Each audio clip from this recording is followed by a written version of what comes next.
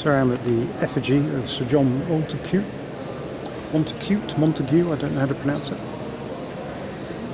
Sadly, not a lot left of him. It's my favourite period. This he fought at Crecy and at Poitiers. And he's in a bad state of disrepair, sadly. But we can still get a few bits from his armour, which looks fairly typical of the latter part of the 14th century.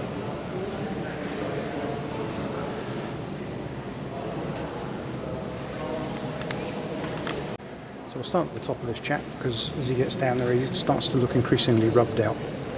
So there he is in all of his glory. Very typical bassinet with verval directly attached to a male coif. Now you can see the beginnings of the end of the 14th century idea of the small spolder moving slowly into pauldrons. You can see here that they don't end with that little cusp as you'd expect to see up here, but they carry on into the armpit and are starting to look, for all intents and purposes, like pauldrons. Proto-pauldrons we'll call them. A little bit of dagging here on the bottom lane. It's a nice detail.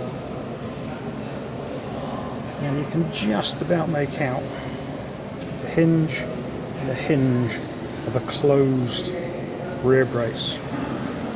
Again, that decoration there on the top lane, and then 3 lanes in this articulation, and a very small wing.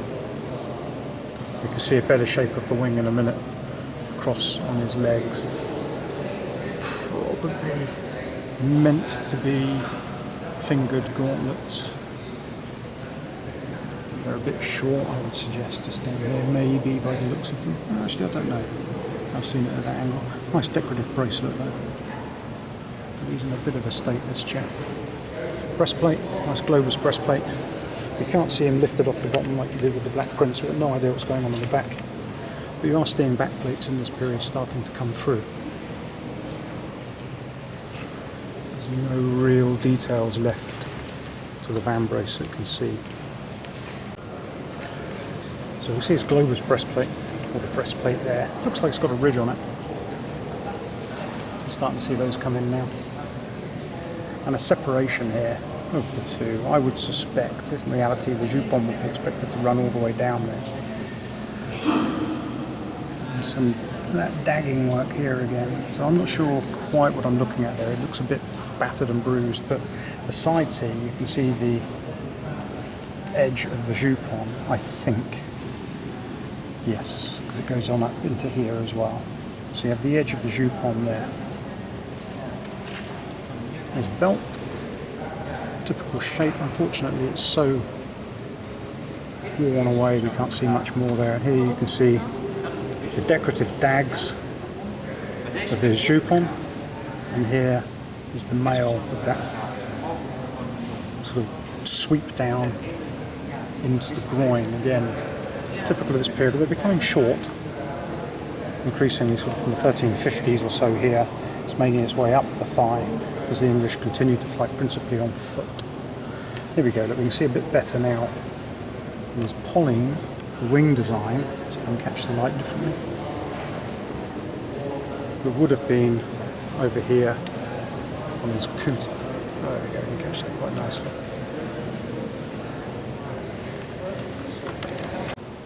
So a quick bit on the cuisse of what we can see. Now you can see a fairly small polling with the wing that I mentioned. The wings are getting quite small in this period. You've got hinges just visible, so he's got a wrap plate going around. Presumably down here would be where the buckles and so on were. Looks like he's been repaired there. And possibly 2 or 3 lames there. It's difficult to tell if that's the end of the polling. I think it is. And then a couple of those, and possibly some sort of demi-greave in here, but he's so badly eroded, it's difficult to be able to tell for certain. So let me see a hinge here, here, oh there you go, 4 hinges, 1, 2, 3, 4. 4 hinges down his greave. A nice shape on the greaves actually, as opposed to what they tend to do is just a flat front. They've gone to put some shape into this. See how dainty and delicate the bottom of his leg is in comparison to the great greaves we have to make these days. And a wing on the inside of the Pauline as well. See those come in and out of fashion, really. I think principally when you see that sort of thing, you can imagine this guy was more or less always on foot fighting. I think. Can't tell you for sure, but that's just my assumption. You can see just here a strap. Possibly one there as well, certainly where you'd want it, above the calf, below the calf. Can't really tell what's going on down there. No little ankle lobes, it just goes over the ankle.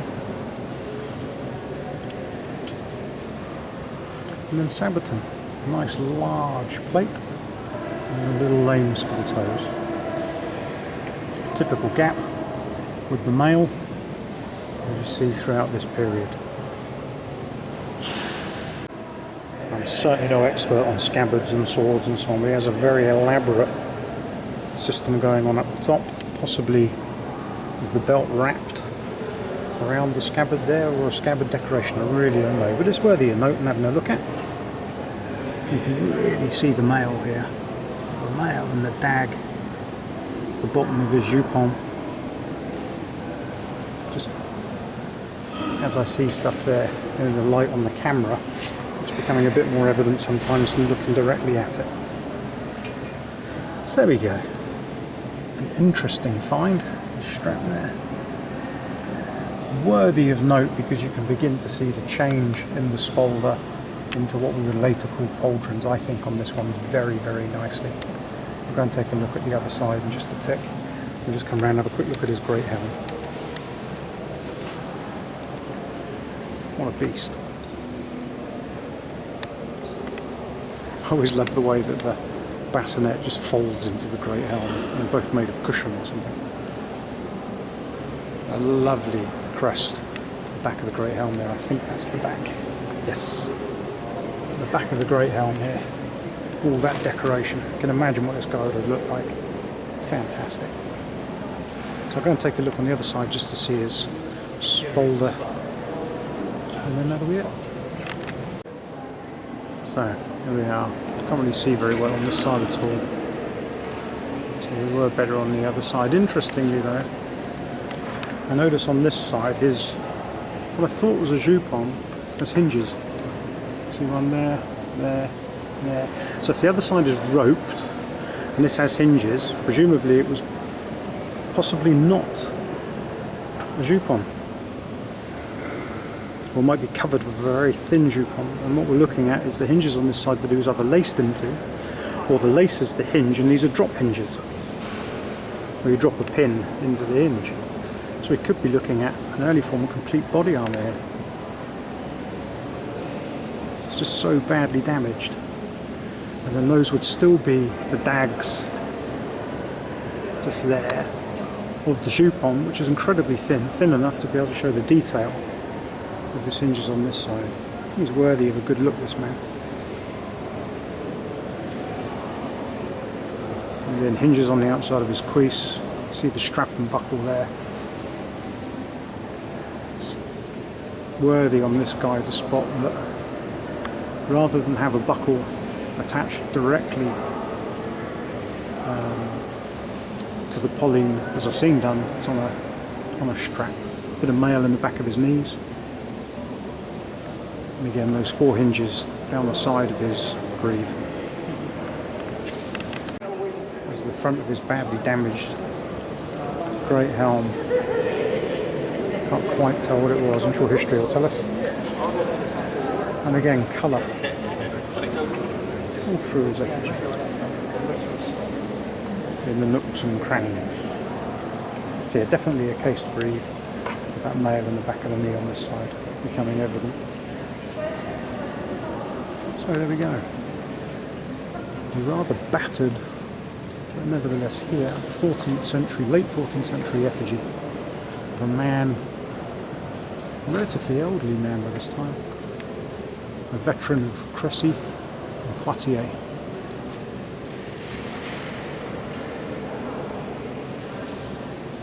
Now in Salisbury Cathedral.